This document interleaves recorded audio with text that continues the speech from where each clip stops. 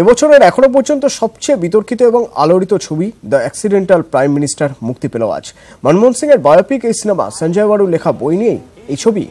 মনমোহনের তৎকালীন মিডিয়া উপদেষ্টা সঞ্জয় বারু যে বই লিখেছিলেন সেই বই থেকেই আজকের এই ছবি। মনমোহনের ভূমিকায় যে ছবিতে রয়েছেন অনুপম খের। ট্রেলারে নজর কেড়েছে গান্ধী পরিবারের উল্লেখ। ছবিটি নিষিদ্ধ করতে জনস্বার্থ মামলা দায়ের করা হয় এবং মামলা খারিজ করে দেয় দিল্লি আদালত। আজ সিনেমা হলের সামনে বিক্ষোভ দেখান কংগ্রেস কর্মীরা।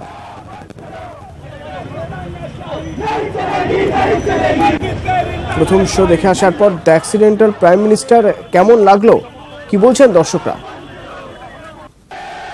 मुझे पॉलिटिकल रिव्यू तो नहीं देना है इस मूवी के बारे में।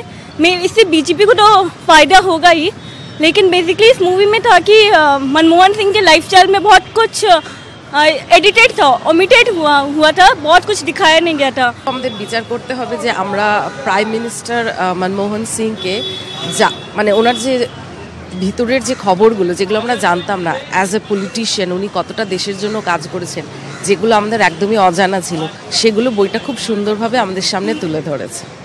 Is a backup of BJP, so it was nothing surprising to me that way he did it.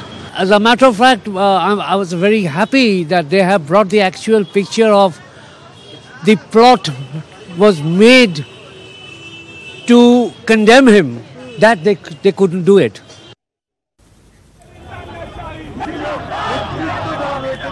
নাট্য ব্যক্তিত্ব চন্দন সেন কিভাবে দেখছেন এই ছবি, যে ছবিতে সুস্পষ্ট রাজনৈতিক বার্তা দেওয়ার চেষ্টা হয়েছে?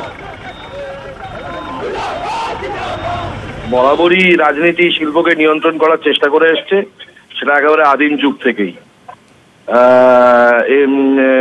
ক্ষমতার সেটাই একমাত্র কাজ এবং সেটা সেভাবেই করবে। সেটাকে এবার তার পরিবর্তে সেই কারণের জন্য সাধারণ মানুষ তাদের নিজেদের মতো করে ক্ষমতার বিপরীতে তাদের শিল্প সৃষ্টি করে এসেছে। এবার রাজনীতি বরাবরই চেষ্টা করবে তাদের প্রচার মঞ্চ করে তোলার জন্য এবং বিভিন্ন রকম ভাবে সেই প্রচার মঞ্চকে প্রভাবিত করার জন্য মানুষকে। সুতরাং সেটার সবচেয়ে ভালো উপায় হচ্ছে যদি শিল্পসম্মতভাবে করা যায়। এবার সেটা করার চেষ্টা করা তো আদিমকাল থেকে হয়েছে, এটা তো নতুন কিছু নয়। এখন মজাটা হলো যে এতদিন পর্যন্ত রাষ্ট্র একটা একটা একটা একটা ভনিতার ভাব রাখতো, কিন্তু ইদানিং বেশ কিছু বছর ধরে পৃথিবী জুড়েই রাষ্ট্র আর ভনিতার ভাবটা রাখছে না, এটাই তফাৎ। ফের বেআব্রু অ্যাডভেঞ্চার স্পোর্টসের নিরাপত্তা। অ্যাডভেঞ্চার স্পোর্টসের দুর্ঘটনা। বানতলা পার্কে গিয়ে গুরুতর জখম যুবক। টায়ার বেয়ে উপরে ওঠার খেলা, কোনো সুরক্ষা বিধি না মেনেই এই খেলা চলছিল।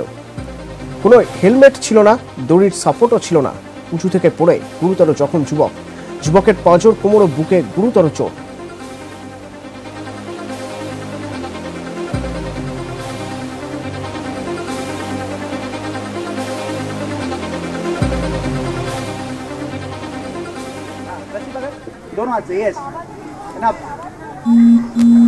দুর্ঘটনার সেই মুহূর্তের ছবি এই মুহূর্তে আপনারা দেখছেন।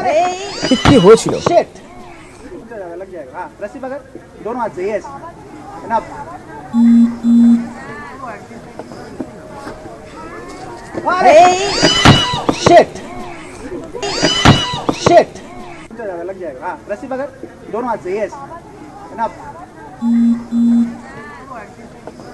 না হেলমেট, না দড়ির সাপোর্ট, টায়ার বেয়ে ওঠার এই অ্যাডভেঞ্চার স্পোর্টসে হঠাৎই পিছলে উপর থেকে পড়ে যায় যুবক।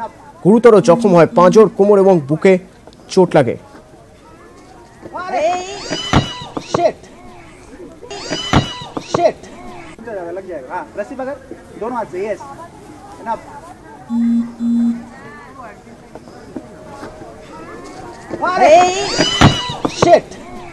ওখানে এই একটা অ্যাক্টিভিটি করতে করতে মানে climbing the tree with the help of tyres, so ওটা করতে করতে হাত স্লিপ হয়ে গেল আর পড়ে গেলাম। না কিছু ছিল না ওখানে, ডাইরেক্ট ফ্ল্যাট গ্রাউন্ডে পড়লাম, তো তার জন্য অনেক জায়গায় চোট লেগেছে।